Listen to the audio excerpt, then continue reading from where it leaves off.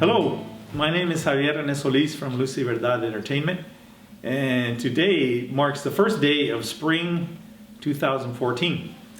Today we're here with Mr. Richard Avila, who was one of the protagonists of the movie Miracle at Donna. So welcome, sir, and thank you for taking time to come and share about this movie. Glad to be here. Thank you very much. Well, first of all, why don't you share a little bit about your life, your family, your profession, a little bit about your background? Okay, I'm from Donna. Actually, I was from East Donna because there was Donna and there was East Donna. And in my family, my dad was a deputy sheriff, and my mom, we were 10 in our family, 4 brothers and 6 sisters. Well, a brother of my dad's passed away, and we had 6 cousins really. And the mother abandoned them. After a while, all the Avilas got together. Everybody take one kid. Well, my dad said that's not a smart thing to do because these kids will grow up and they won't be like brothers and sisters. Mm-hmm. So my cousins came to live with us. So now we became 15. Wow. In one family, 8 boys and 7 girls. So, and this is when I was about 5 or 6 years old, and my dad was pretty tough on us. I mean, you know, with 15, you had to have an iron fist. So wow. We milked cows. We worked our own 5 acres behind our house, and it was a tough life, but a good life. But at 12, my dad died, and then things got a little rough for my mom with all these kids. And you know, even though we're brothers and cousins, everybody's different, night and day. But one thing that helped us, brothers and the boys, was athletics. And we started playing football because my dad loved football. He never got to see us play. I think my older brother that was seen was Dr. Celestino Avila, that was a freshman, and he went out for the football team and was on the B team. My dad said, "Oh no, you want to play football, you play with the Redskins, not with them papooses." So he made the team as a freshman. But anyway, thanks to Coach Earl and Bennie LaPrade, they became our father figures really. And if it hadn't been for those coaches, I don't know where we would have ended up, right? Wow. To tell you the truth, me and my brothers. So he kept us on the straight and narrow, and we had already had a tough life and a lot of setbacks, but we always, you know, went forward. And this is what these coaches did. When Coach Earl Scott took over our junior year in high school, we won district. So we had about 25, 26 players. Well, the next year, everybody and their uncle came out and wanted to play football. Right, with the Redskins. Yeah, so we started playing and kept winning games, but the practices were so hard. And we were already pretty tough ourselves because of picking peaches in California and stuff like that. Right. During the summers, that it was a cakewalk for us, you know. And it got to the point that a lot of them quit. So we ended up with 18 players, and 18 players, 10 were what we call in those days the Anglos, and 10 Hispanics or Chicanos, mm-hmm. and 8 Anglos. 18. Wow. 18, and since 1909 to 61. There's never been a team that won the state championship in football in the Rio Grande Valley, right, in the public schools. Well, since 61 to now, nobody's won it either. So we've been the first, and as says today, we're still the only.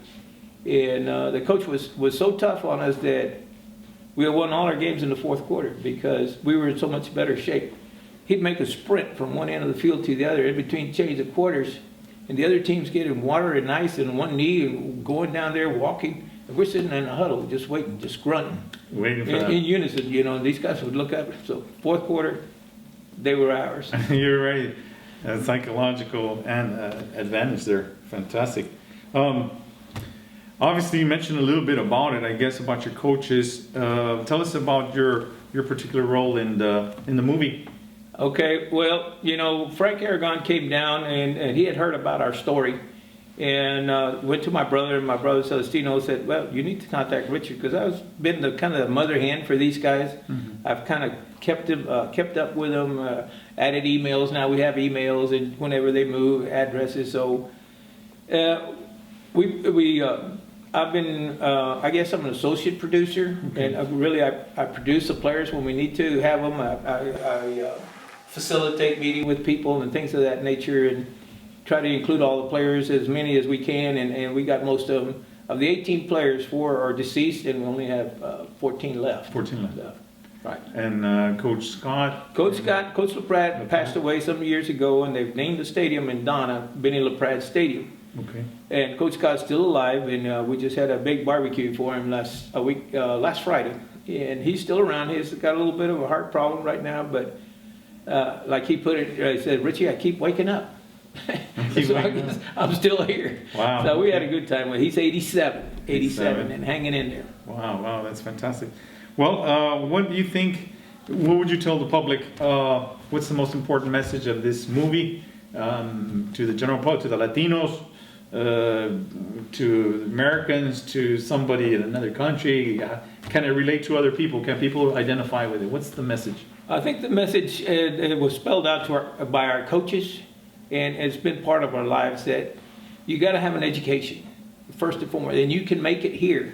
It doesn't matter where. You have an education, and you don't quit, and you have to be persistent, and also teamwork. You know, the hardest challenge mankind has ever had is a successful human relations, and that's what we had in that team. We had such a good relate that we became brothers. The Anglo guys and the Hispanic guys, Coach Scott didn't care, or neither did Coach LaPrade, what color you were or whatever. You stuck it out, then you were a Redskin. But we were so tight that in one game, I think I brought it up, that I got clipped really bad. And two of the guys, Jackie and Freddie, both Anglo guys, came over to the bench and said, "Richie, who did it?" I said, "Number 32. Okay. 32 was a ball carrier. He carried the ball the next time. After that play, he was out of there. And they gave me a thumbs up. You got it. They got your back. But legal. We hit legal. Right. Well, I hope that this project continues to grow, and it sounds like it's coming along fantastically, and it sounds like it's garnering support, not just from Donna, Texas and the Rio Grande Valley, but hopefully nationwide and beyond. All I can say is, we need your support. We need everybody's support. Frank has a Facebook page. It's called Likes. And us Neanderthals don't know anything about Facebook, but apparently there's such a thing. And we'd like to see everybody get on board on Facebook and check out our story and support Frank. And we hopefully complete this documentary by the end of the summer, and we'll get it out there. Fantastic. You heard it here. Like it on Facebook, Miracle at Donna. Thank you very much. You bet.